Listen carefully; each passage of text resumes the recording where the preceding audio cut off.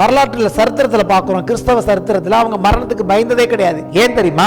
இயேசு மரணத்தை ஜெயித்துட்டு போனதுக்கு அப்புறம் தான் இந்த உபத்திரவமே சபைக்கு வந்திருக்கு. அதுக்கு தப்பிக்கணும்னு தங்கள் ஜீவனை பாராமல் ஜெயிக்கணும்னு வந்துட்டாக்க அங்க மரணத்தை பத்தி பேச்சா கிடையாது. இதனால நாங்க தோத்து போக மாட்டோம். ஏன்னா இது ஏற்கனவே ஒருத்தர் ஜெயிச்சுட்டு போயிட்டாரு, நாங்களும் இதுல இருந்து உயிரோடு கூட எழும்புவோம். இயேசு உயிர் தெழுந்தபடினால இப்ப மரணத்தை பத்திய பயம் நமக்கு கிடையாது. விளக்கிறோம்னா என்னன்னு கேட்டீங்கன்னா, உங்களையும் என்னையும் பிசாசின் கையிலிருந்து மீட்க பிசாசு டிமாண்ட் பண்ணின விலை ஒரு இடத்த அடகு வச்சுட்டோம். அந்த இடத்த போய் நம்ம மீட்க போகும்போது எவன் கையில இருக்கோ அவன் கேட்ட விலையை ஒரு பைசா பாக்கி இல்லாம இயேசு கொடுத்து தான் உங்களை என்னையும் வாங்கியிருக்கிறார். மீட்கப்பட்டவர்கள் தான். இப்போ பிசாசு உங்க வாழ்க்கையில இருக்கிற பழைய காரியங்களையோ உங்களையும் என்னையும் பற்றி குற்றம் சுமத்தவோ அல்லது உங்களுடைய வாழ்க்கையில என் வாழ்க்கையில அவன் வேலை செய்யணும் வந்தா அது சட்டப்படி குற்றம். அங்கே ரத்தம் சமர்ப்பிக்கப்பட்டிருக்கபடினாலே உங்களையும் என்னையும் அது குற்றவாளிகள் இல்லை என்று அது டிக்ளேர் பண்ணிருக்கு. ஆனா பிசாசு இப்போ ஏதாவது காரியத்தை வச்சு உங்க வாழ்க்கையில என் வாழ்க்கையில குற்றம் சுமத்த வந்தா நமக்கு என்ன தெரியணும்? அது இல்லீகல். கோர்ட்ல சாட்சி முக்கியம். பரலோகத்துல என்ன சாட்சி? இந்த ரத்தம் தான் உங்களுக்கு எனக்கும் சாட்சி. ஆட்டுக்குட்டியின் ரத்தத்தினாலும் சாட்சியின் வசனத்தினாலும் அவனை ஜெயித்தார்கள். ஆகவே அந்த ரத்தம் என்னை குறித்து என்ன சாட்சி கொடுக்கிறதோ அதே சாட்சியை நானும் கொடுக்கும் போது அவனை ஜெயிக்கிறேன். உங்களுடைய சாட்சியும் ரத்தத்தின் சாட்சியும் ஒரே லைன்ல போகும். கிறிஸ்து எனக்கு ஜீவன், சாவு எனக்கு ஆதாயம். அங்க போய் அது பெட்டர் பிளேஸ்க்கு போயிடுவான். ரத்த சாட்சிங்கிற இடத்துக்கு போயிடுவான். சோ அங்கவே அவன் தோத்து போயிடுறான். என்னை தேவனுக்கு முன்பதாக குற்றமற்றவனாக பிள்ளையாக லீகல் ஆக்சஸை இந்த ரத்தம் கொடுத்திருக்கிறது. அது லீகல் ஆக்சஸ் மட்டும் கொடுக்கல, அது எனக்காக சாட்சி கொடுத்து கொண்டிருக்கிறது. ஒன்னு ரத்தம் சாட்சி கொடுக்கிறது, இரண்டாவது பூமியில் ரத்தத்தை கொடுத்து நான் சாட்சி கொடுக்கிறேன். அப்பொழுது பரலோக கோர்ட்டில் அவனை தேவன் என்ன பண்ணுகிறார்? அவனை கண்டம் பண்ணுகிறார். சாட்சி இல்லாத கோர்ட் கிடையவே கிடையாது. கோர்ட்டுனால எங்க சாட்சிகள் உண்டு. இயேசு பறிஞ்சு பேசுறாருன்னா என்ன அர்த்தம்? லீகலா அவர் வாதாடிட்டு இருக்காரு. என்னை பற்றி இவன் தேவனுடைய பிள்ளை என்று சாட்சி கொடுக்கிறது. அந்த ரத்தம் என்னை பற்றி என்ன சொல்ல தெரியுமா? இவன் நீதிமான் என்று சாட்சி கொடுக்கிறது. இந்த ரத்தம் என்னை குறித்து என்ன சாட்சி கொடுக்க தெரியுமா? தேவனுடைய எல்லா ஆசீர்வாதங்களுக்கும் அவன் சொந்தக்காரன், பாத்திரவான் என்று சாட்சி கொடுக்கிறது. அந்த ரத்தம் என்னை குறித்து என்ன சாட்சி கொடுக்க தெரியுமா? இவன் நித்திய ஜீவனுக்கு சொந்தமானவன் என்று சாட்சி கொடுக்கிறது. அவர் சாட்சி கொடுத்து ஒன்றும் பிரச்சனை இல்லை. நீங்க என்ன சாட்சி கொடுக்குறீங்க, உங்க வாய் என்ன சாட்சி கொடுக்கிறது என்பதில் தான் உங்கள் ஜெயம் இருக்கிறது. இயேசு வாயை வச்சுதான் ஜெயிச்சாரு. நீங்கள் நானும் வாயால தான் ஜெயிக்கணும்.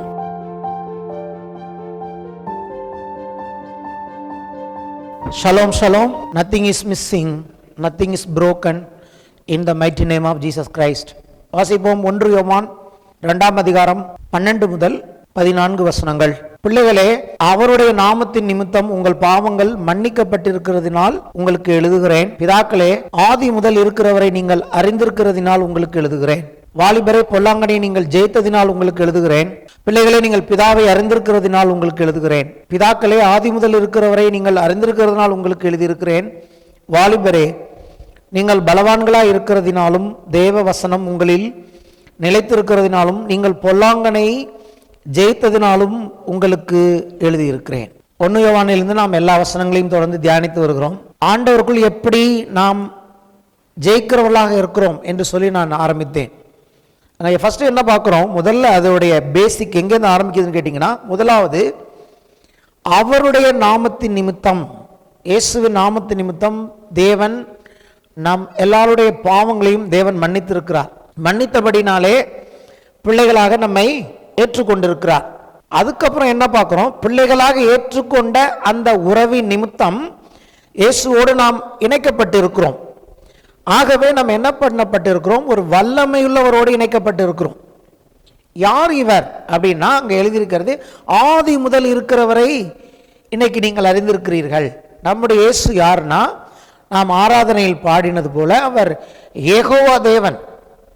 ஆமென். இன்னைக்கு பிந்தினவராக 2000 வருஷங்களுக்கு முன்பதாக மாம்சத்தில் வெளிப்பட்ட தேவன் அவர். அப்படித்தான் வேதம் சொல்கிற. தேவன் மாம்சத்தில் வெளிப்பட்டார். அப்போ ஆபிரகாம் அந்த மோரியா மலையில் தன் குமாரனாகிய ஈசாக்கை பலி கொடுக்க போன அந்த தேவன், அந்த யெகோவா தேவன் தான் இன்னைக்கு உங்களுக்கும் எனக்கும் தேவனாக இருக்கிறார். அவர் ஆபிரகாமின் நாட்கள் இல்ல, ஆபிரகாமுக்கு முன்னதாகவே இருந்தவர். இயேசு சொல்லுகிறார், நான் ஆபிரகாமுக்கு முன்னதாகவே நான் இருக்கிறேன் என்று உங்களுக்கு சொல்லுகிறேன் சொல்றார். என்னைக்கு அவருடைய துவக்கம் யாருக்கும் தெரியாது. அவர் துவக்கமும் முடிவும் இல்லாத எல்லையில்லா தேவனாய் இருக்கிறார். அவருடைய நாமம் இயேசு கிறிஸ்து. அவரோட இன்னைக்கு உங்களுக்கு எனக்கு ஒரு உறவு இருக்குன்னு எழுதுகிறார் யோவான். ஆதி முதல் இருக்கிறவரை நீங்கள் அறிந்திருக்கிறீர்கள். அதாவது அறிந்திருக்கிறீர்கள் என்ன அர்த்தம்? அவரோட உங்களுக்கு ஒரு உறவு இன்றைக்கு கொடுக்கப்பட்டிருக்கிறதே. ஆகவே உங்களுக்கு எழுதுகிறேன், அந்த உறவின் நிமித்தம் என்ன உண்டாயிருக்கிறதுன்னு கேட்டீங்கன்னா, நீங்கள் எப்படிப்பட்டவரோடு இன்னைக்கு இணைக்கப்பட்டிருக்கிறீர்கள்? உலகத்தில் இருக்கிறவனிலும் உங்களுக்குள் இருக்கிற அவர் ரொம்ப பெரியவர். சகல அதிகாரங்களையும் துரைத்தனங்களையும் அவர் உரிந்து கொண்டு சிலுவையில் வெற்றி சிறந்தவர். அதை பற்றி கொஞ்சம் சொல்ல விரும்புகிறேன். இயேசு கல்வாரி சிலுவையில் எப்படி துரைத்தனங்களையும் அதிகாரங்களையும் உரிந்து கொண்டு வெற்றி பெறுவார் என்பதற்கு ஏற்கனவே 2 ஷேடோ இருக்கு பைபிள்ல. 2 நிழலான காரியங்கள். ஒன்று மோசே. மோசையின் கையில் இருந்த கோல், அந்த கோலை போட்ட பொழுது அது சர்ப்பமாய் மாறினது. கர்த்தர் ஒரு நோக்கத்தோடு தான் எல்லா படங்களையும் நமக்கு காண்பிக்கிறார். மோசையை கூப்பிட்டு அற்புதம் செய் நீ அப்படிங்கும்போது மோசை அவ்வளோ சாமானியத்தில் அவர் போக ஒத்துக்கொள்ளலை. அப்போ கர்த்தர் என்ன செய்கிறான்னு கேட்டிங்கன்னா, முதல்ல சொல்ற கையில் இருக்கிற கோலை நீ கீழே போடுன்னு சொல்கிறார். கீழே போட்டோன்னு அது சர்ப்பமாய் மாறிட்டு, அதே கோலோட என்ன பண்ணுகிறார், எகிப்தின் மந்திரவாதிகளுக்கு முன்பாக போகும்போது அதே போல் இவர் என்ன பண்ணுறாரு, அந்த கோலை அப்படி போடுறார். அது சர்ப்பமாய் மாறுகிறது. அந்த சமயத்தில் அந்த எகிப்தின் மந்திரவாதிகள் என்ன பண்ணுறாங்க, அவர்கள் கையில் இருந்த கோலை போடுகிறார்கள். அப்போது வேதம் சொல்லுகிறது, அந்த சர்ப்பம் என்ன பண்ணினது, இந்த சர்ப்பங்களை எல்லாம் விழுங்கினது. அது ஒரு காரியம். 2வது, இஸ்ரேல் மக்கள் வனாந்திரத்தில் நடந்து வரும் பொழுது கர்த்தருக்கு விரோதமாய் முறுமுறுக்கிறார்கள். அப்போ பார்த்தீங்கன்னா அங்கே ஒரு வாதை வருகிறது. அந்த வாதையில் என்ன நடந்தது, கொள்ளிவாய் சர்ப்பங்கள் ஜனங்களை கடித்த போது அவர்கள் மரித்தார்கள். அப்போ மோசே தேவனை நோக்கி கேட்கிறார், என்ன செய்யணும் அப்படின்னு கேட்கும்போது கர்த்தர் சொல்றார், வெண்கலத்தினால் ஒரு சர்ப்பத்தை செய்து அதை ஒரு கோல் மேலே வை. அந்த வெண்கல சர்ப்பத்தை பார்க்கும்போது சர்ப்பம் கடித்தவன் பிழைப்பான் என்று சொல்லுகிறார். அப்போ என்ன அர்த்தம், இந்த சர்ப்பங்கள் கடிக்கும் போது அந்த சர்ப்பத்தை நோக்கி அவர், அது ஒன்றும் ஒரு பெரிய விசுவாச செயல். இது நிஜமான சர்ப்பம். இது காணப்படுகிற ரீதியில் இருக்கிற இந்த சர்ப்பம் என்ன பண்ணுது, ஜனங்களை கடிக்குது. கடித்தவுடன் அவர்கள் மரிக்கிறார்கள். அப்போ உயிரில்லாத ஒரு வெண்கல சர்ப்பம், அதை பார்க்கும்போது இதோடைய விஷம் முறிக்கப்படுகிறது. ஹல்லேலூயா. அப்போ ஒரு வல்லமை இன்னொரு வல்லமை முறித்தது. எந்த கொள்ளுவாய் சர்ப்பங்களால் ஜனங்கள் இஸ்ரேல் மக்கள் கடிக்கப்பட்ட போது அவர்கள் அவங்க போனாங்களோ, மறிக்காதபடிக்கு சர்ப்பமே கடிச்சா கூட கடியை வாங்கிக்கிட்டு அவர்கள் அந்த வெண்கல சர்ப்பத்தை நோக்கி பார்த்தபோது அந்த விஷம் முறிக்கப்பட்டது, அவர்கள் பிழைத்தார்கள். அப்போ இந்த சர்ப்பத்தை அந்த சர்ப்பம் விழுங்கினது. இது சர்ப்பமா எடுத்துக்க கூடாது. இதை எப்படி நம்ம எடுத்துக்கணும்னா, தேவனுடைய வல்லமை பிசாசின் வல்லமையோ அல்லது உங்களுக்கும் எனக்கும் விரோதமாய் வருகிற வல்லமைகளை விழுங்குகிற ஒரு வல்லமையாய் இருக்கிறது.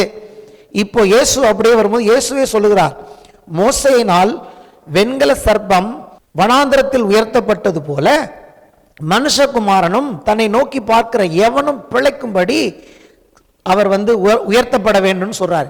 இப்போ கல்வாரி சிலுவையில் இயேசு உயர்த்தப்பட்டதுடைய அர்த்தம் என்ன, அங்கே என்ன பண்ணினார், ஆவிக்குரிய ரீதியில் அங்கே இருந்த பிசாசின் துரைத்தனங்கள், வல்லமைகள், அதிகாரங்கள் எல்லாவற்றையும் அவர் உரிந்து கொண்டு அவைகள் மேல் வெற்றி சிறந்தார். இவர் மறைத்தது போல இருக்கு, ஆனால் உண்மையாகவே அந்த வல்லமைகளை இவர் மேற்கொண்டார். அப்போ நான் சொல்லுகிறேன், அவர் இன்னைக்கு உலகத்தில் நமக்கு விரோதமாக இருக்கிற எந்த ஒரு வியாதியாக இருக்கட்டும், என்ன பிரச்சனையோ சரி, அதை அவர் விழுங்கக்கூடிய வல்லமை. அவரை நோக்கி நீங்கள் பார்க்கும்போது, உங்கள் பிரச்சனையை பெரிதாக பார்க்கும் பொழுது, பிரச்சனைகள் வருதுதான் வந்துக்கிட்டு தான் இருக்கு. அதன் மத்தியில் இந்த கல்வாரில் உயர்த்தப்பட்ட கர்த்தராகிய இயேசுவை நாம் நோக்கி பார்க்கும் பொழுது அவருடைய வல்லமை உலகத்தில் இருக்கிறவனிலும் நமக்குள் இருக்கிறவர் பெரியவர். அவர் என்ன பண்ணுகிறார், இதை ஸ்வாலோ பண்ணுகிறார், இதை ஒன்றுமில்லாமல் ஆக்கி விடுகிறார். இந்த படம் தொடர்ந்து வேதத்தில் வந்து கொண்டே இருக்கிறதை நாம் பார்க்கிறோம். ஹல்லேலூயா. ஸோ எதுக்கு சொன்னால், எந்த பிசாசின் வல்லமையாக அவங்க உலகத்தில் சொன்னாலும் சரி, மந்திரவாதம், பில்லி சுனியம், ஆச்சா போச்சா, இது அது what ever it may be, பயப்படாதீங்க. எந்த வல்லமையாக இருந்தாலும் அதை இந்த வல்லமை விழுங்கிவிடும். இயேசுவின் நாமம் அதை மேற்கொள்ளும். இயேசுவின் ரத்தம் அதை ஒன்றுமில்லாமல் ஆக்கும். ஆமேன். அப்படிப்பட்ட வல்லமையை தேவன் இன்றைக்குள் வைத்திருக்கிறார். So we are powerful. அப்போ நான் என்ன சொன்னேன், இப்படிப்பட்ட வல்லமையுள்ள இயேசுவோடு இன்றைக்கு நாம் இணைக்கப்பட்டு இருக்கிறோம். அதுதான் ஒரு உதாரணம் சொன்னேன். பெரிய மிஷின் தான், ஆனால் அந்த மிஷினுடைய ஃப்ரண்ட்டில் இருக்கிற ட்ரம்மில் இருக்கிற அந்த ஒயர் என்ன பண்ணுது, அந்த மிஷின் ஆப்ரேட் ஆகும்போது எல்லாவற்றையும் சுத்தம் செய்கிறது. அப்படி தான் இயேசுவோடு இன்றைக்கு நாம் இணைக்கப்பட்டிருக்கும் போது அவருடைய வல்லமை நமக்குள் செயல்படுகிறது, அவருடைய நாமம் நமக்குள்ளே செயல்படுகிறது. அவருடைய நாமத்தின் வல்லமையை நமக்கு கொடுத்திருக்கிறார். இயேசுவின் நாமத்தில் நாம் போய் ஜெபம் செய்யும் பொழுது அவர்கள் பிழைக்கிறார்கள். ஆமேன். நேற்றைக்கு அப்படி தான் கேட்டிருக்காங்க. பாண்டிச்சேரியில் சர்ப்பம் கடித்து விட்டது, கட்டுவிரியன் கடித்திருக்கிறது அப்படின்னு சொன்னப்போ எனக்கு இந்த வசனம் தான் ஞாபகம் வந்தது. நான் எப்படி ஜெபம் பண்ணினேன், இயேசுவின் நாமத்தில் இந்த விஷத்தை முறிக்கிறேன் என்று சொல்லி ஜெபிச்சிருக்கேன். விசுவாசத்தோடு இருக்கேன், அவர்கள் பிழைப்பார்கள் என்று சொல்லி. ஆமேன். அப்போ என்கிட்ட வல்லமை இல்லை, ஆனால் நான் ஆராதிக்கிற இயேசுவின் நாமத்தில் அன்னைக்கு கொல்லிவாய் சர்ப்பத்தோடைய அந்த விஷத்தை முறிச்சுதுன்னா இன்னைக்கு கட்டுவிரியனுடைய விஷத்தையும் முறிக்க என் இயேசுவின் நாமம் வல்லமை உள்ளதாக இருக்கிறது என்ற விசுவாசத்தினால் நான் ஜெபித்திருக்கிறேன். ஆமேன். விசுவாசமுள்ள ஜெபம் பிணியாளியை ரட்சிக்கும். இப்படி தான் விசுவாசிக்கணும். கல்வாரி சிலுவையில் பார்க்கணும்.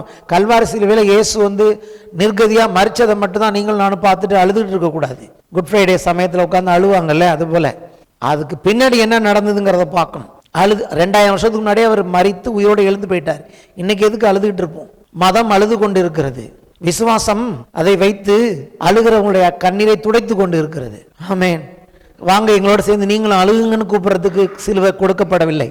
வாங்க எல்லாரும் சேர்ந்து கூட்டமாக அழுவோன்னு எங்கள் பாஸ்டர் சொல்லுவார். அப்படிதான் ஜெபம் செய்வோம் சொன்னோடனே ஓன்னு எல்லாரும் முக்காடு போட்டு அழுவாங்களாம். அந்த காலத்தில் முக்காடு போட்டு அழுகிறவங்களாம் அழாதீங்க, உங்களுக்கு இயேசு இருக்கிறார்.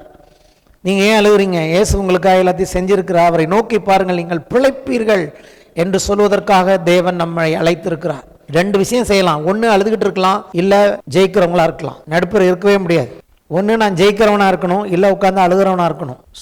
சுய பரிதாபத்தினாலையும் என் வாழ்க்கையில் நடந்த துயரங்கள் நினச்சி நான் அழுதுகிட்டு இருக்கலாம், அல்லது எல்லாத்தையும் தூக்கி போட்டு என்னை பலப்படுத்துகிற கிறிஸ்துவினால எல்லாவற்றையும் செய்ய பலன் உண்டு என்று சொல்லி நான் ஜெயிக்கிறவனா இருக்கலாம்.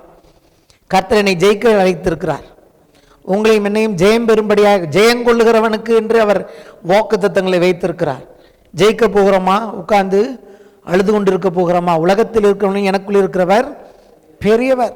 ஸோ அந்த வல்லமையுள்ள ஆண்டவரோடு நான் இணைக்கப்பட்டு இருக்கிறேன். வாலிபரே, நீங்கள் பலவான்களாக இருக்கிறதுனாலும், ஏன்னா எதுக்கு திருப்பி பேசியிருக்கிறேன்னா, நம்ம பலவீனமானவர்கள் அல்ல, கர்த்தரில் பலவான்களாக இருக்கிறோங்கிறதுக்கு தான் இதை மறுபடியும் ஞாபகப்படுத்தியிருக்கிறேன். எத்தனை பேர் ஒத்துக்கொள்ளுகிறீர்கள் நாம் பலவான்களாக இருக்கிறோம்? பலவான்களாய் மாறப்போகிறீர்கள் என்று சொல்லவில்லை. அவரோடு இணைக்கப்பட்டிருக்கிறபடினாலே தேவ பிள்ளைகளே, நீங்கள் ஏற்கனவே பலவான்களாக இருக்கிறீர்கள் என்று தைரியமாக யோவான் எழுதுகிறார். எந்த அர்த்தத்தில் யோவான் எழுதுகிறார்னா, இந்த போல விசுவாசத்தினால் அவர் எழுதுகிறார். சரி, அடுத்து சொல்றாரு, தேவ வசனம் உங்களில் நிலைத்திருக்கிறதுனாலும் நீங்கள் பொல்லாங்கனை ஜெயித்ததினாலும் உங்களுக்கு எழுதியிருக்கிறேன்கிறார். சரி, ஒன்று பலவான்களாக இருக்கீங்க, யூ ஆர் பவர்ஃபுல். இன்னொன்று நீங்கள் பொல்லாங்கனை ஜெயித்திருக்கீங்க, பிசாசை ஜெயித்திருக்கீங்க. இது ரெண்டுக்கும் நடுப்புற ஒரு வார்த்தை இருக்கு பாருங்க, தேவ வசனம் உங்களில் நிலைத்திருக்கிறதுனாலும். அது பார்க்கணும். நீங்கள் பலவான்களாக இருக்கீங்க, நீங்கள் ஜெயிக்கிறீங்க.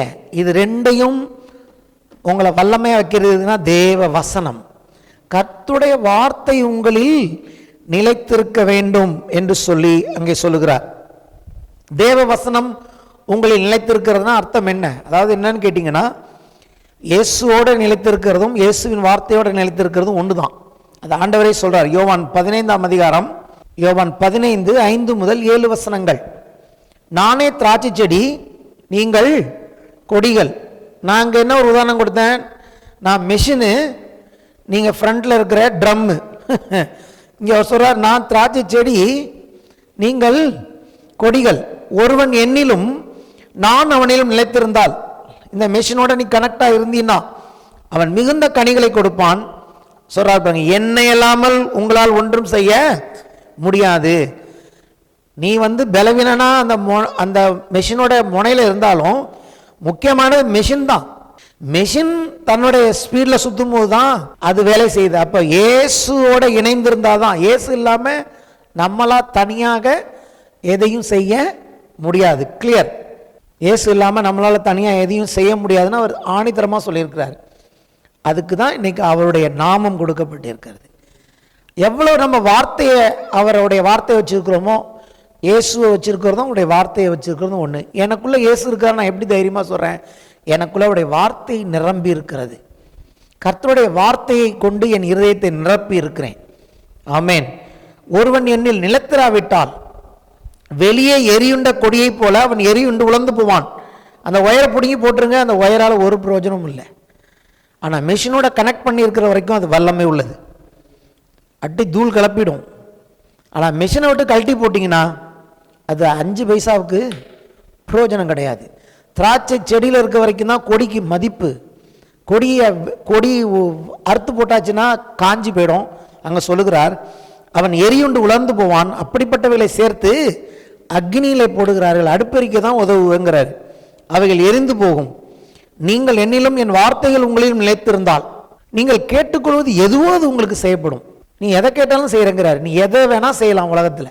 என்னோட மட்டும் நீ கனெக்ட் ஆயிருந்தீங்கன்னா இதை கொடுப்பேன் இதை கொடுக்க மாட்டேன்னு ஒன்றுமே கிடையாது. நீங்கள் எதை கேட்டாலும் நீங்கள் கேட்டுக்கொள்வது எதுவோ அது உங்களுக்கு செய்யப்படும். அப்போது நம்ம என்ன பண்ணுறோம்? ஒன்று பலமுள்ளவர்களாக இருக்கிறோம், பிசாசை ஜெயிக்கிறவர்களாக இருக்கிறோம். இது ரெண்டையும் நமக்கு செய்கிறது எதுன்னா அவருடைய வார்த்தையோடு இணைந்திருப்பது. ஹல்லேலூயா. வசனத்தில் பழகாமல் கர்த்தருடைய வார்த்தை தெரியாமல் இங்கே நம்ம பலவான்களாகவும் இருக்க முடியாது, நம்ம ஜெயிக்கிறவர்களாகவும் இருக்க முடியாது. அதுக்கு ஆதாரம் என்னன்னு கேட்டால் இயேசுவும் சொல்லுகிறார், இங்கே யோவானும் எழுதுகிறார், நாம் அவருடைய வார்த்தைகள் நமக்குள் நிலைத்திருக்க வேண்டும். எப்படி நிலைச்சிருக்கணும்னா வார்த்தை இருந்தால் மட்டும் போதாது, அந்த வார்த்தை சூழ்நிலையில் அதை எடுத்து உபயோகப்படுத்துகிற அளவுக்கு தெரிஞ்சிருக்கணும். ஒருவன் என்னிலும் என் வார்த்தைகள் அவனில் நிலைத்திருந்தாலோட அர்த்தம் என்னன்னா, இப்போ இயேசு இருக்கிறார், வனாந்திரத்துக்கு பரிசுத்த ஆவியானவர்களை கொண்டு போகப்படுகிறார், அங்கே பிசாசால சோதிக்கப்படுகிறார். அப்படி சோதிக்கப்படும் போது அவர் என்ன பண்ணார்? பிசாசோட வார்த்தையை கொண்டு அவனை என்கவுண்டர் கொடுத்தாரு. அவன் சொன்னான், நீ இப்படி பண்ணு. அவர் சொன்னார், இப்படி எழுதியிருக்கிறதே. குதிக்க சொன்னார், கர்த்தரை பரட்சபாராக இருப்பாய் என்று எழுதியிருக்கிறதே. பணிந்து கொள்ள சொன்னால், உன் தேவனாய் கர்த்தர் ஒருவரே ஆராதனை செய்வாய் என்று எழுதியிருக்கிறதே. கல்லுகளை அப்பங்களாகும்படி சொல்ல சொன்னால், மனுஷன் அப்பத்தினால் மாத்திரமல்ல தேவனுடைய வாயிலிருந்து புறப்படுகிற வார்த்தை பிழைப்பான்னு எழுதியிருக்கிறார். இப்படி பிசாசை ஜெயிச்சார். பலவானாக இருந்தார். இயேசு பலவான். அந்த பலவானை எப்படி அவர் ஜெயித்தார்னா, அவருக்கே என்ன விஷயம்னா அவரில் வார்த்தைகள் இருந்தது.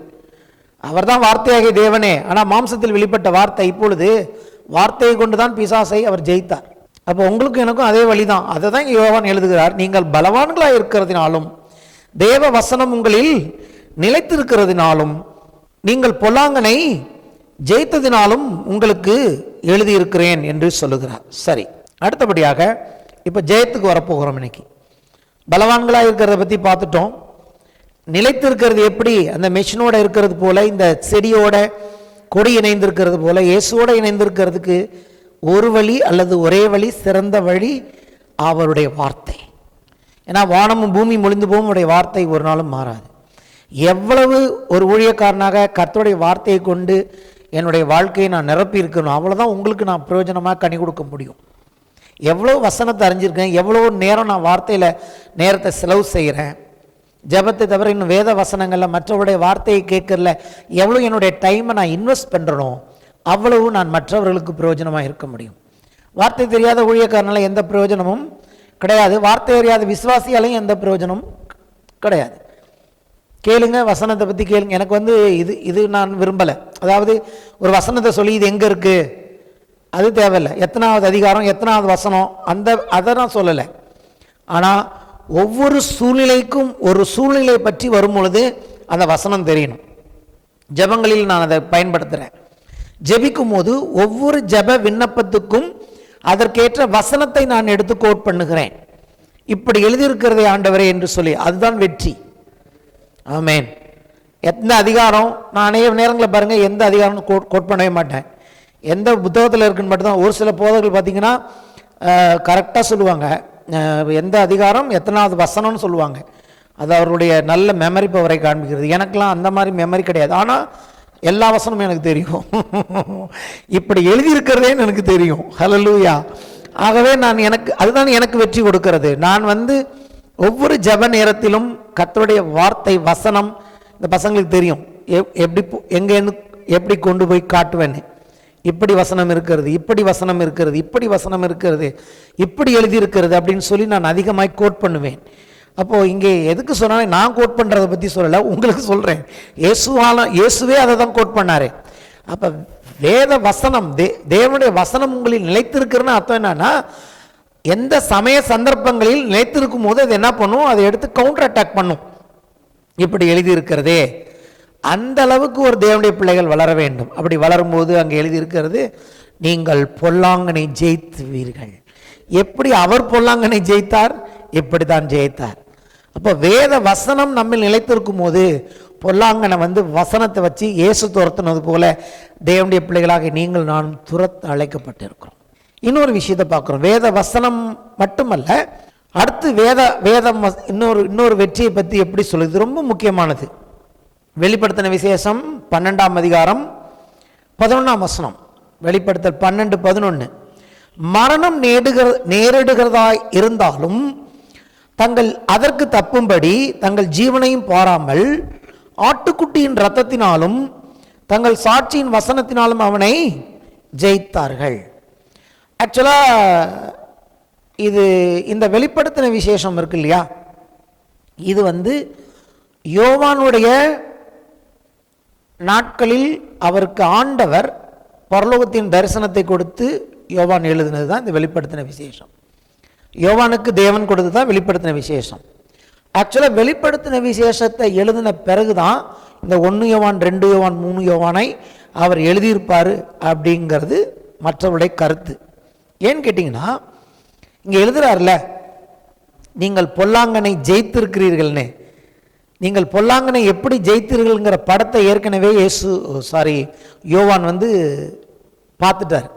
இயேசு அவருக்கு காண்பிச்சிருக்கிறார். அப்போ அதை வச்சு எழுதுகிறார்.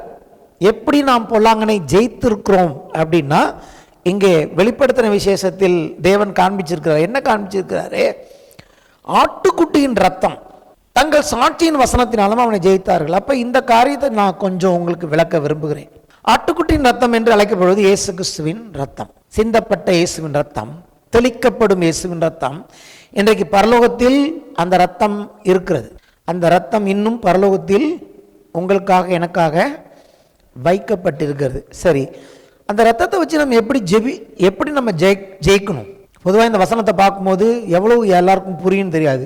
ஆட்டுக்குட்டியின் ரத்தம், பொதுவாகவே இயேசுவின் ரத்தம் சொல்லி நீங்கள் ஜெபம் பண்ணாலே உங்களுக்கு வெற்றி வரும், அதில் எந்த சந்தேகமும் இல்லை. ஆனால் இன்னும் கொஞ்சம் புரிஞ்சுக்கிட்டீங்கன்னா பிரமாதமாக இருக்கும். பொதுவாகவே இயேசுவின் ரத்தம், ஒரு உதாரணம் சொல்கிறேன். கேட்டில் இயேசுவின் ரத்தம் ஜெயம்னு எழுதி போடுறோம். என்ன விசுவாசம் அது? பஸ்கா ஆட்டுக்குட்டியின் ரத்தம் அன்னைக்கு அவங்க நிலைவாசல்ல இருந்தப்போ சங்கார தூதன் அதை கடந்து போயிட்டான். அப்போ இன்னைக்கு இயேசுவின் ரத்தம் நீங்கள் எழுதுனா என்ன அர்த்தம்? ஒரு தீமை வரும்போது அந்த வார்த்தையை பார்த்து அது கடந்து போய்விடும். தீமைக்கு தெரியும் அது என்ன இங்கே எழுதியிருக்குன்னு. உங்களுக்கும் எனக்கும் தெரியுதோ இல்லையா, அந்த தீமைக்கு தெரியும் இந்த ரத்தம் இங்கே இருக்குது, அதை டிக்ளேர் பண்ணியிருக்காங்க, இது ரத்தம் தெளிக்கப்பட்ட வீடு, ஆகவே வாதையோ பொல்லாப்போ இந்த கூடாரத்துக்குள்ளே வரக்கூடாது. இயேசு உங்கள் ஆண்டவராக இருந்தால் இயேசுவின் ரத்தம் ஜெயன்னு எழுதி போட்டிங்கன்னா அந்த வீட்டுக்குள்ளே எதுவுமே வரக்கூடாது. அதுக்கு எந்த அதிகாரமும் இல்லை. ஒரு சாதாரண விஷயத்துக்கு சொல்கிறேன். சரி, இன்னும் கொஞ்சம் ஆழமாக இதை பற்றி நான் சொல்ல விரும்புகிறேன். இன்னைக்கு எவ்வளோ டைம் இருக்கோ அதை பற்றி பேசுவோம். அங்கே எழுதியிருக்கிறது மரணம், அதெல்லாம் கவனிக்கணும். நீங்கள் அந்த வசனம் கொஞ்சம் எங்கே நிரடல் ஆகும்னு கேட்டிங்கன்னா, மரணம் நேரிடுகிறதா இருந்தாலும் அப்படின்னா ஏதோ ஒரு பயங்கரமான காரியம் வரும்பொழுது தான் மரணம் வரும்பொழுது, அல்லது நமக்கு மரணத்துக்கு ஏதுவான வியாதி வரும்போது இந்த இயேசுவின் ரத்தத்தை நம்ம அறிக்கை பண்ணணும்னு நீங்கள் அப்படி நினச்சிக்க கூடாது. மரணம் நேரிடுகிறதா இருந்தாலும் சரி, இது எப்போ எழுதப்பட்டது? இயேசுவின் ரத்தம் சிந்தப்பட்ட பிறகு. கரெக்டா? இயேசுவின் ரத்தம் சிந்தப்பட்டதா அர்த்தம் இயேசு மரித்தாரா இல்லையா? இயேசு மரித்த பிறகுதான் இந்த ரத்தம் சமர்ப்பிக்கப்பட்டிருக்கிறது. எங்க? பரலோகத்தில். சரி, இயேசு மரித்து உயிர்த்தெழுந்து பரலோகத்தில் பிதாவினிடத்தில் போய் இந்த ரத்தத்தை சமர்ப்பித்திருக்கிறார். இன்னைக்கு அங்கதான் அவர் இருந்து நமக்காக பரிந்து பேசும் ஊழியம் செய்கிறார். அப்ப அங்க என்ன நடந்ததுன்னா, மரணம் ஜெயமாய் விழுங்கப்பட்டது. அதை மறக்க கூடாது. ஹல்லேலூயா. மரணத்தை ஜெயித்திருக்கிறார். சரியா? அப்ப இங்க என்ன பிசாசு பயமுறுத்துறான்னு கேட்டீங்கன்னா, மரணம் நேரிடுகிறதா இருந்தாலும் என்ன அர்த்தம்? அவனுடைய பயமுறுத்துதல், கொலை செய்து விடுவேன். இன்னைக்கும் என்ன நடக்குது? சில உலகத்தின் பாகங்கள்ல எல்லா நாடுகளையும் கொலை செய்கிறார்கள். யார? கிறிஸ்தவர்களை. ஆனா கிறிஸ்தவர்களை கொலை செஞ்சாலும் கிறிஸ்தவர்கள் பயப்பட மாட்டாங்க. நைஜீரியால பார்க்குறோம், இன்னைக்கு கூட்டம் கூட்டமா கொன்னுட்டாங்க, கூட்டம் கூட்டமா புதைக்கிறாங்க. ஆனா திருப்பி கூட்டம் கூட்டமா ஆராதிக்கிறாங்க. ஏன்? மரணத்தை வச்சு பிசாசு அவங்கள த்ரெட்டன் பண்ணும்போது அவங்க ஒன்று சொல்றாங்க, மரணம் ஒன்றும் பிரச்சனை இல்லை, இயேசு வர்றதுக்கு முன்னாடி வேணா மரணத்துக்கு பயப்பட்டு இருக்கலாம். இப்போ மரணத்தை ஒருத்தர் ஜெயித்துட்டு இருக்காரு, நீ எதை வச்சு எங்களை பயமுறுத்துறியோ அது ஜெயிக்கப்பட்டது. இப்போ மரணம் ஜெயிக்கப்படலைன்னா நான் பயப்படணும், என்னை யாராவது கொண்டுட்டாங்கன்னா நான் பயப்படணும் மரணத்துக்கு. அன்னைக்கு ஒரு சகோதரனை சுட்டுட்டாங்கல்ல அமெரிக்காவில், சார்லிங்கிற சகோதரனை. என்ன அர்த்தம்? அவங்க அவங்க அவங்க என்ன நினைக்கிறாங்க? மரணம் தான் பெருசு பிசாசுக்கு. உன்னை சுட்டு கொண்டுட்டேன், உன்னை நான் கொண்டுட்டேன் அப்படின்னா என்ன அர்த்தம்? மற்றவர்களுக்கு பயம் உண்டாகும், எங்க நம்மளையும் கொண்டுடுவாங்க. ஆனால் கிறிஸ்தவர்களுக்கு வரலாற்றில் சரித்திரத்தில் பார்க்குறோம், கிறிஸ்தவ சரித்திரத்தில் அவங்க மரணத்துக்கு பயந்ததே கிடையாது. ஏன் தெரியுமா? இயேசு மரணத்தை ஜெயித்துட்டு போனதுக்கு அப்புறம் தான் இந்த உபத்திரவமே சபைக்கு வந்திருக்கு. அதனால எது மேக்சிமம், எந்த மரணத்தை வச்சு நீ எங்களை பயமுறுத்து நினைக்கிறியோ ஆகவே தான் அப்படி எழுதி இருக்கிறது. நான் இது வரைக்கும் இப்படி கேட்டதே இல்லை. கர்த்தர் சொன்னார் எனக்கு, மரணம் நேரிடுகிறதா இருந்தாலும் அதுக்கு தப்பிக்கணும்னு தங்கள் ஜீவனை பாராமல் அதற்கு தப்பும்படி என்ன பண்ணலையா? பயப்படலை. மரணம் நேரிடுகிறதா இருந்தாலும் அதற்கு தப்பும்படி தங்கள் ஜீவனையும் பாராமல் ஜெயிக்கணும்னு வந்துட்டாக்க அங்கே மரணத்தை பற்றி பேச்சா கிடையாது.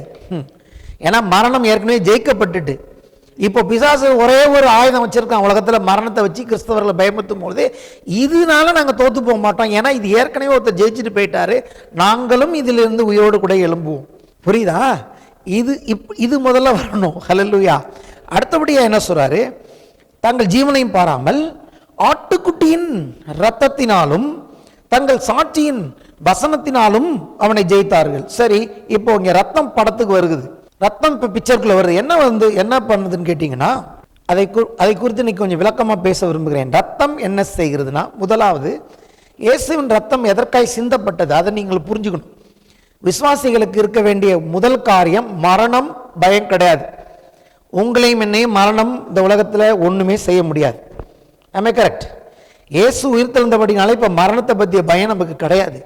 ரெண்டாவது, ரத்தத்தை குறித்து நமக்கு இருக்க வேண்டிய ஞானம் என்ன, அறிவு என்னன்னு கேட்டீங்கன்னா, ரத்தம் விலைக்கிரயமாய் கொடுக்கப்பட்டது. ரத்தம் எதற்காய் சிந்தப்பட்டதுங்க நமக்கு புரியணும். இயேசுக்காக ரத்தம் சிந்தலை, உங்களுக்காக எனக்காக விலைக்கிரயம் கொடுக்கப்பட்டிருக்கிறது. விலைக்கிரயம்னா என்னன்னு கேட்டீங்கன்னா, உங்களையும் என்னையும் பிசாசின் கையிலிருந்து மீட்க பிசாசு டிமாண்ட் பண்ணின விலை. ஒரு இடத்த அடகு வச்சுட்டோம், அந்த இடத்த போய் நம்ம மீட்க போகும்போது எவன் கையில் இருக்கோ அவன் கேட்ட விலையை ஒரு பைசா பாக்கி இல்லாமல் இயேசு கொடுத்து தான் உங்களை எண்ணி வாங்கியிருக்கிறார். மீட்கப்பட்டவர்கள் தான். இப்போ பிசாசு உங்க வாழ்க்கையில் இருக்கிற பழைய காரியங்களையோ உங்களையும் என்னையும் பற்றி குற்றம் சுமத்தவோ அல்லது உங்களுடைய வாழ்க்கையில் என் வாழ்க்கையில் அவன் வேலை செய்யணும் வந்தா அது சட்டப்படி குற்றம். என்ன குற்றம்? சட்டப்படி. அதாவது பரலோகத்திலும் ஒரு கோர்ட் இருக்கிறது, உலகத்தில் இருக்கிற கோர்ட்டு போலவே. உலகத்தில் இருக்கிற கோர்ட்டானாலும் சரி, பரலோகத்தில் இருக்கிற கோர்ட்டானாலும் சரி, ஒரு காரியத்தை தான் பார்க்குறாங்க. இங்கே வேறக்கெல்லாம் பேச்சே கிடையாது. Legal, illegal.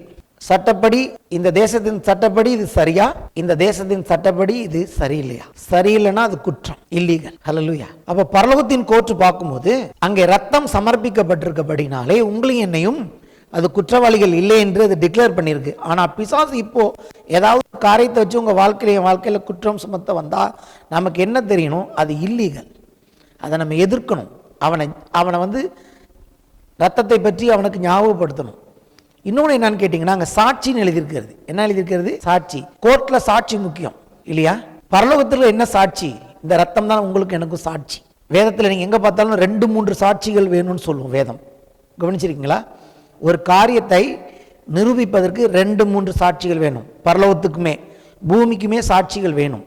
அப்போ இங்கே சாட்சி, தங்களுக்கு மரணம் நேரிடுகிறதா இருந்தாலும் அதற்கு தப்பும்படி ஜீவனை பாராமல் ஆட்டுக்குட்டியின் இரத்தத்தினாலும் சாட்சியின் வசனத்தினாலும் அவனை ஜெயித்தார்கள். அப்போ ஆட்டுக்குட்டியின் ரத்தம் எனக்கு லீகலாக சிந்தப்பட்டிருக்கிறது. அந்த ரத்தம் தான் என்னை குறித்து சாட்சி கொடுக்கிறது. ஆகவே அந்த ரத்தம் என்னை குறித்து என்ன சாட்சி கொடுக்கிறதோ அதே சாட்சியை நானும் கொடுக்கும் போது அவனை ஜெயிக்கிறேன். அப்ப என்ன அர்த்தம்? உங்களையும் என்னையும் பற்றி பரலோகத்தில் ரத்தம் சாட்சி கொடுத்தா மட்டும் பத்தாது, நீங்க ரத்தத்தை குறித்து சாட்சி கொடுக்க வேண்டும். உங்களுடைய சாட்சியும் ரத்தத்தின் சாட்சியும் ஒரே லைன்ல போகணும். அப்பொழுது நீங்கள் அவனை ஜெயிக்கிறீர்கள். மரணத்தை பற்றிய பயம் உங்களுக்கு கிடையாது, எனக்கு கிடையாது. மரணமே உன் கூர் எங்கே, பாதாளமே உன் ஜெயம் எங்கே? மரணத்தை அவர் விழுங்கி இருக்கிறார்.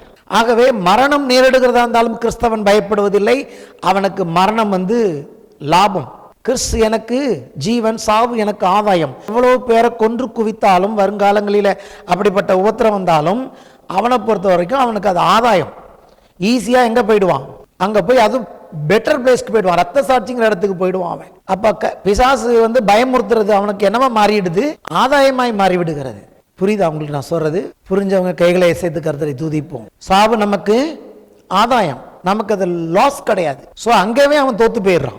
ரெண்டாவது என்ன பண்ணுகிறோம்? ஆட்டுக்குட்டியின் ரத்தம் அது எனக்கு லீகலான விடுதலை கொடுத்திருக்கிறது. என்னை தேவனுக்கு முன்பதாக குற்றமற்றவனாக பிள்ளையாக லீகல் ஆக்சஸை இந்த ரத்தம் கொடுத்திருக்கிறது.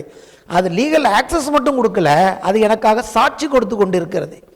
அப்ப அந்த ரத்தம் என்னை குறித்து என்ன சாட்சி கொடுக்கிறதோ அந்த சாட்சியை நானும் கொடுக்க வேண்டும். அப்படி சாட்சி கொடுக்கும்போது ரெண்டு சாட்சியாய் மாறிவிடுகிறது. ஒன்று ரத்தம் சாட்சி கொடுக்கிறது, ரெண்டாவது பூமியில் ரத்தத்தை குறித்து நான் சாட்சி கொடுக்கிறேன். அப்பொழுது பரலோக கோர்ட்டில் அவனை தேவன் என்ன பண்ணுகிறார்? அவனை கண்டம் பண்ணுகிறார். It's wonderful. எத்தனை பேர் சொல்றீங்க இட்ஸ் ஒண்டர்ஃபுல்? ஷிகாபாலா ரியாந்தரே லப்ரோதியான கரபா ஷபாபா பாபா. அப்போ ரத்தம் என்னை குறித்து என்ன சாட்சி கொடுக்கிறதோ அதே சாட்சி நான் கொடுக்க வேண்டும். பிரச்சனை வரும்போது என்னுடைய உணர்ச்சி என்ன சொல்லுதுன்னு நான் பார்க்கக்கூடாது, சூழ்நிலை என்ன சொல்லுதுன்னு நான் பேசக்கூடாது, பிசாசு என்னை குறித்து என்ன சொல்லுகிறான்னு அதை நான் பேசக்கூடாது, மெடிக்கல் ரிப்போர்ட் என்ன சொல்லுதுன்னு அதை பத்தி பேசக்கூடாது, என்னுடைய கடந்த காலம் என்ன சொல்லுது அதை நான் சாட்சி கொடுக்க கூடாது. ரத்தம் என்னை குறித்து என்ன சொல்லுகிறது என்றே நான் சாட்சி கொடுக்க வேண்டும். தப்பா சாட்சி கொடுக்க கூடாது. அல்லேலூயா. ஏன்னா அது பேர் ரான்சம் என்று எழுதி இருக்கிறது, விலைக்கிரயம். அந்த விலைக்கிரயத்தையே நம்ம என்னவா எடுத்துக்கணும்? சாட்சியா எடுத்துக்கொள்ள வேண்டும். சாட்சி இல்லாத கோர்ட் கிடையவே கிடையாது. கோர்ட்டுனால இங்கே சாட்சிகள் உண்டு. பரலோகத்திலும் ஒரு சாட்சி இருக்கு, அங்கே ஒரு வக்கீலும் இருக்கிறார், அவர் பேர் தான் இயேசு. இயேசு பறிஞ்சு பேசுறாருன்னா என்ன அர்த்தம்? லீகலாக அவர் வாதாடிட்டு இருக்காரு. எந்த பிரச்சனையாக இருந்தாலும் நமக்கு அவர் இல்லீகலாக இல்லை, லீகலாக வராரு. இந்த பிசாசு பண்ணுறது என் பிள்ளையின் வாழ்க்கையில் இல்லீகல், ஏன்னா ரத்தம் அவனுக்கு கொடுக்கப்பட்டு இருக்கிறன்னு லீகலாக அவர் ரொம்ப பெருசாக வாதாட மாட்டார். ரத்தத்தை போய் அப்படி ரத்தத்தை பற்றி நினச்சாலே போதும், அங்கே எல்லா கேஸும் கேன்சல் ஆகிடும். ஸோ அவர் லீகலாக வாதாடுறாரு. அந்த லீகலாக வாதாடுறதுக்கு அவருக்கு சாட்சி வேணும்ல. அவர் என்ன சாட்சி வச்சிருக்கிறாருன்னா வேற சாட்சி இல்லை, அவருடைய ரத்தமே எங்க சாட்சியாக இருக்கிறது. அதைத்தான் வேதம் சொல்லுகிறது, ஆட்டுக்குட்டியின் ரத்தத்தினாலும் தங்கள் சாட்சியின் வசனத்தினாலும் அவனை ஜெயித்தார்கள். உங்களுக்கும் எனக்கும் பரலோகத்தில் ஒரு சாட்சி இருக்கிறது. அது மனிதர்கள் கொடுக்கிற சாட்சி அல்ல, இயேசுவின் ரத்தம் கொடுக்கிற சாட்சி. அந்த சாட்சி என்ன கொடுக்குது தெரியுமா?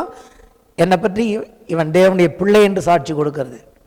அந்த ரத்தம் என்னை பற்றி என்ன சொல்ல தெரியுமா? இவன் நீதிமான் என்று சாட்சி கொடுக்கிறது. அந்த ரத்தம் என்னை குறித்து என்ன சாட்சி கொடுக்க தெரியுமா? தேவனுடைய எல்லா ஆசீர்வாதங்களுக்கும் அவன் சொந்தக்காரன், பாத்திரவான் என்று சாட்சி கொடுக்கிறது. அந்த ரத்தம் என்னை குறித்து என்ன சாட்சி கொடுக்க தெரியுமா? இவன் நித்திய ஜீவனுக்கு சொந்தமானவன் என்று சாட்சி கொடுக்கிறது. அவர் சாட்சி கொடுத்து ஒன்றும் பிரச்சனை இல்லை. நீங்க என்ன சாட்சி கொடுக்குறீங்க, உங்க வாய் என்ன சாட்சி கொடுக்கிறது என்பதில் தான் உங்கள் ஜெயம் இருக்கிறது.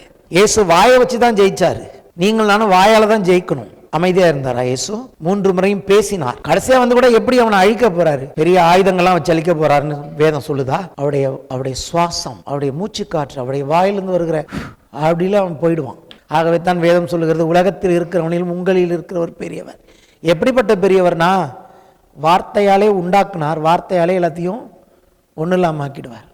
ஜீவனம் மரணம் நாவின் அதிகாரத்தில் இருக்கும். நமக்கும் அதே அதிகாரத்தை கொடுத்திருக்கிறார்.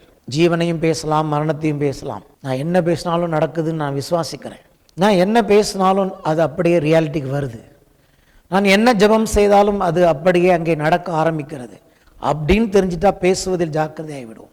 தெரிஞ்சோ தெரியாமல் என்னைக்கு நீங்கள் நான் தேவனுடைய பிள்ளையாக மாறிட்டோமோ நம்ம வார்த்தையில் வல்லமை வந்துடுது, அது நமக்கு தெரியணும். ஆகவே தான் அங்கே எழுதுகிறார், தேவ வசனம் உங்களில் நிலைத்திருக்கிறதுனாலும் நீங்கள் பொல்லாங்கனை ஜெயித்ததினாலும் உங்களுக்கு எழுதியிருக்கிறேன். This is the best, only one way to defeat the devil in our lives. பரலோகம் ஒரு காரியத்தை தான் பார்க்குது, it is righteous or it is unrighteous. Court ஒரே காரியத்தை தான் பார்க்குது, it is legal or illegal. நீதியா அநீதியா, சட்டத்துக்கு உட்பட்டதா சட்டத்துக்கு விரோதமானதா. ஹல்லேலூயா. சட்டத்துக்கு புறம்பானது இல்லை என்று நிரூபிக்க சாட்சிகள் தேவைப்படுகிறது. இது இப்படிதான் பரலோகம் செயல்படுது. சும்மா நீங்கள் நானும் இன்னைக்கு நல்லா இருக்கல, நீங்கள் நானும் நல்லா இருக்கோன்னா நமக்காக ஒருத்தர் 24 மணி நேரம் 24/7 ஒருத்தர் நமக்காக பரிந்து பேசி கொண்டிருக்கிறார். அவருடைய பேர் இயேசு கிறிஸ்து. அவரைத்தான் நீங்களும் நானும் ஆண்டவராய் ஆராதிக்கிறோம். அவருக்கே எல்லா கனமும் மகிமையும் துதியும் உண்டாவதாக. 15, 16, 17 வசனங்கள். உலகத்திலும் உலகத்தில் உள்ளவைகளிலும் அன்பு கூறாதிருங்கள். ஒருவன் உலகத்தில் அன்பு கூர்ந்தால் அவனிடத்தில் பிதாவின் அன்பில்லை. இது கிறிஸ்தவங்களுக்கு ரொம்ப ஒரு மாதிரி மனசை வலிக்கும். உலகம்னாலே நம்ம ஒன்றும் இல்லாமல் இருக்கணும்னு சொல்லி தேவன் விரும்புகிறாரா? என்னப்பா இது அப்படின்னு சொல்லுகிறேன். ஏனெனில் உலகம்னா என்னன்னு பின்னாடி அவர் கொடுக்குறாரு. மாம்சத்தின் நிச்சயம், கண்களின் நிச்சயம், ஜீவனத்தின் பெருமையுமாகிய உலகத்தில் உள்ளவைகள் எல்லாம் பிதாவினால் உண்டானவைகள் அல்ல, தேவன் சஷ்டிக்கல. அவைகள் உலகத்தில் இருந்து உண்டானவைகள். உலகமும் அதன் நிச்சயம் ஒளிந்து போகும். தேவனுடைய சித்தத்தின்படி செய்கிறவனோ என்றென்றைக்கும் நிலைத்திருப்பான். உலகம் அப்படின்னு சொன்னாலே அங்கே என்னத்தை சொல்றாரு? இச்சையை பற்றி தான் சொல்றாரு. ஸோ அதை மட்டும் நான் சிம்பிளாக நீங்கள் சொல்லி முடிச்சிடறேன். உலகம் அப்படின்னா அதில் இருக்கிற காரியங்கள் மாம்சத்தின் இச்சை, கண்களின் இச்சை, ஜீவனத்தின் பெருமை. ஸோ பெருமை இச்சை மட்டும்தான் அதோடைய ஆப்ரேஷன் இருக்கு. ஏன்னா தேவன் அதை உண்டாக்கலை, தேவன் எந்த இச்சையும் உண்டாக்கலை, தேவன் எந்த பெருமையும் உண்டாக்கலை. அதனால நீங்க அதில் அன்பு கூறாதிருங்க. அப்படின்னா உலகம் எப்படி ஆப்ரேட் ஆகுதோ அந்த விஷயத்துல நீங்களும் ஈடுபடாதீர்கள் அப்படின்னு சொல்றாரு. அப்படின்னு சொல்லிட்டு சொல்றாரு, உலகம் அதன் நிச்சயம் ஒளிந்து போய்விடுங்கிறாரு. தேவனுடைய சித்தத்தின்படி செய்கிறவனோ என்றென்றைக்கும் நிலைத்திருப்பான். அப்ப தேவனுடைய சித்தத்தின்படி செய்கிறவனுக்கும் இச்சைக்கும் சம்பந்தம் இல்லை. என்னன்னு சொல்றேன்? சிம்பிள். இச்சைனா நம்ம என்ன நினைச்சுக்கிறோம்? உடனே கிறிஸ்தவர்களுக்கு இச்சைனானே ஞாபகம் வர்றது பாவம், அசுத்தமான காரியங்கள், தவறான படங்கள், இதை மட்டும்தான் நம்ம இச்சைன்னு பார்க்கணும். ஆனா இச்சை நீங்க நினைக்கிற மாதிரி கிடையாது. வெறும் சரீர பாவங்கள் மட்டும் இச்சை இல்லை, கண்களின் இச்சையெல்லாம் சொல்லுது. அப்போ நான் வேத வசனத்தின்படி கண்டுபிடிச்சது என்னன்னு கேட்டீங்கன்னா, இச்சைன்னா என்னன்னு கேட்டீங்கன்னா, ஒரு காரியத்தை செய்யும் போது அந்த காரியத்துல தேவனுக்கோ அல்லது தேவனுடைய சித்தத்துக்கோ தேவனுடைய நோக்கங்களுக்கு இடம் இல்லைன்னா அது எல்லாமே இச்சை தான். ஒரு காரியத்தை நல்ல காரியமாக கூட இருக்கலாம். ஏன்னா பைபிள் சொல்லுது, நீங்கள் ஜெபம் பண்ணியும் ஜெபம் உங்க இச்சையை நிறைவேற்றும்படி நீங்க ஜெபிக்கிறதுனால உங்களுக்கு ஜெபத்துக்கு பதில் விளங்குது. அப்ப என்ன அர்த்தம்? ஜெபம் பண்ணும் போது கூட இச்சை உண்டாகலாம். அதுக்கு சொன்னேன். நம்ம என்ன நினைச்சுக்கிறோம்? இச்சைனா பாவம் செஞ்சாதான் இச்சைன்னு. இல்லைங்க, ஜெபம் பண்ணும் போது கூட நீங்க இச்சையை வச்சிருக்கலாம். ஹல்லேலூயா. அதன் அடிப்படையில் சொல்லுகிறேன், என் ஜெபம் கூட ஒரு இச்சைக்குரிய ஜெபமா இருக்கலாம். அதாவது என்னன்னா, என்னுடைய ஜெபம் அதுல தேவனுடைய சித்தமோ தேவனுடைய நோக்கத்தை நிறைவேற்றுறதுக்காக இல்லை. அங்க தேவன் கிடையாது. அதான் இச்சைனா அங்க தேவனுக்கு இடம் இல்லை, நான் மட்டும்தான் இருப்பேன். ஆக்சுவலா நானும் தேவனும் இணைந்து தான் வாழணும் இல்லையா? அங்க தேவனே கிடையாது. தேவன் இல்லை அப்படின்னா ஒரு காரியம் நல்ல காரியமா கூட இருக்கலாம், அது ஜெபமாவும் இருக்கலாம், அது ஊழியமா இருக்கலாம், அல்லது ஒருத்தருக்கு கொடுக்கறதா கூட இருக்கலாம், வாரி கொடுக்கறதா கூட இருக்கலாம். அங்க அதன் மத்தியில் இயேசுவுக்கு ஏதாவது அங்க இல்லைன்னா அது நீங்க இயேசுக்காக செய்யல, உங்க சொந்த காரியத்தை உங்க சொந்த சுயநலத்தை நிறைவேற்றிக்கிறதுக்கு இயேசுவின் பேரால நீங்க அதை செய்றீங்க. ஆனா எது இச்சைங்கிறத அவருக்கு கீழே அழகா சொல்றாரு, தேவனுடைய சித்தத்தின்படி செய்கிறவனோ. அப்படின்னா என்ன அர்த்தம்? யாரு இச்சையின்படி செயல்படல, அங்க அவன் என்ன செய்யறான்? எதை செஞ்சாலும், ஒரு ஜெபம் பண்ணினா கூட, கொடுத்தா கூட, அங்க தேவனுடைய சித்தத்தின்படி கொடுக்கிறான், தேவனுடைய சித்தத்தின்படி ஊழியம் செய்கிறான், தேவ சித்தத்தை அறிந்து அதன்படி ஜெபிக்கிறான். அவன் காரியம் அழிஞ்சு போகாது, அவன் என்றென்றைக்கு நிலைத்திருப்பான். அவன் செய்கிற காரியங்கள் நிலைத்திருக்கும். அவன் செய்கிற காரியங்கள் நித்திய ஜீவனுக்கு அவனுக்கு பலனை கொண்டு வரும். இங்க ரொம்ப கஷ்டப்படுத்துறாங்க எல்லாரும். இச்சைனா, உலகத்தில் இருக்கிற இச்சைனா என்ன நினச்சிக்கிறாங்க? காரில் போகிறது இச்சைன்னு சொல்லுவாங்க, பைக்கு வேணும்னா இச்சை. இதெல்லாம் வாகனங்கள். அல்லது பொம்பளை பிள்ளைங்க ஏதாவது கொஞ்சம் நல்லபடியாக ட்ரெஸ் பண்ணிட்டா அது இச்சை கிடையாது. ஒரு பிள்ளைங்க தங்களை நல்லா ப்ரெசன்ட் பண்ணிக்கிறதுக்கு அவங்க ட்ரெஸ் பண்ணுறாங்க, ஏதோ 2 3 நகை போடுறாங்க. ஹல்லேலூயா. தேவன் அங்கே இல்லைன்னா அதான் இச்சை. தேவனுக்காக நான் நல்லா இருக்கேன், மற்றவங்க என்னை பார்த்து பெருமைப்படுறதுக்காக நான் நல்லா இல்லை. ஹல்லேலூயா. நான் யாரோட பிள்ளை, எந்த தேவனை நான் ஆராதிக்கிறேங்கிற இந்த உலகத்துக்கு வெளிப்படுத்த சில நன்மைகளை தேவன் எனக்கு கொடுத்துருக்கிறார். என்னுடைய வாழ்க்கையின் ஆசீர்வாதங்கள், நான் வாழ்கிற லைஃப் ஸ்டைல், எனக்கு தேவன் கொடுத்திருக்கிற காரியங்கள், என் பிள்ளைகளின் உயர்வுகள், என் குடும்பத்தில் நடக்கிறவைகள் கர்த்தருடைய நாமத்தின் மகிமைக்கு என்று கொடுக்கப்பட்டிருக்கிறதே ஒழிய என்னுடைய பேர் பிரஸ்தாபத்துக்காக கொடுக்கப்படவில்லை. கர்த்தர் ஒரு மனுஷனுக்கு யாருக்கு பேர் பிரஸ்தாபத்தை கொடுத்தாலும் அதில் அவர் மகிமைப்படணும்னு விரும்புகிறார். பார்வோன்ட்டு சொல்றாரு, என் நாமத்துக்காக உன்னை நான் பெரியவனாய் மாற்றினேன். நேபுகாத்நேசர் சொல்றாரு, கர்த்தருடைய நாமத்துக்காக உன்னை நான் பெரியவனா மாத்தினேன். பெரிய பெரிய ராஜ்யங்கள் ராஜாக்களை எல்லாம் கர்த்தர் யாருக்காவது பெரிய பேர் பிரஸ்தாபத்தை கொடுத்தாருன்னா அவங்க உலக பிரகாரமாக இருந்தாலும் நான் சொல்றேன், கர்த்தரே அறியாம உலகத்தில் ஒருத்தவங்களுக்கு பேர் பிரஸ்தாபம் உண்டானா கூட அதுக்கு பின்னாடி தேவன் இருக்கிறார். ராஜாக்களை உண்டு பண்ணுகிறவர் அவர். தேசத்துக்கு ராஜாக்களை, ஒவ்வொரு ராஜாக்களை, பிரதம மந்திரிகளை ஏற்படுத்துகிறவர் யார்? ஓட்டு போட்டு அவங்க ஜெயிச்சிடறாங்க நீங்க நினைச்சிட்டு இருக்கீங்க. கர்த்தர் தான் தேசத்துல அவங்கள வைக்கிறார். ஆமென். அவருடைய நோக்கங்களுக்கு, அவருடைய சித்தங்களை நிறைவேற்றுவதற்காக தான் அவர்களை நியமிக்கிறார். ஆமென். அப்போ உங்களுக்கு எனக்கும் புரியணும், தேவனுடைய சித்தத்தின்படி ஒரு காரியம் என்னுடைய வாழ்க்கையில் இல்லைன்னா அது இச்சை, அது நிலைத்திருக்காது, அது காணாமல் போய்விடும். ஆனால் தேவ சித்தத்தின்படி நான் செய்யும்போது என்னுடைய சின்ன சின்ன ஜபங்களுக்கும் பரலோகம் பதில் கொடுக்கிறது. பலனை நாம் பார்ப்போம். அதை பற்றி தான் அடுத்து எழுதுகிறார். அடுத்த வாரத்தில் இதை குறித்து நம்ம இன்னும் கொஞ்சம் கூட விவரமாக பார்க்கலாம். இப்பொழுது எழுந்து நின்று கர்த்தரை துதிப்போம், கர்த்தருக்கு நன்றி சொல்லுவோம். எத்தனை பேர் நல்ல வார்த்தையை கேட்டோம், ரத்தத்தை குறித்த சாட்சி. ஆமென்.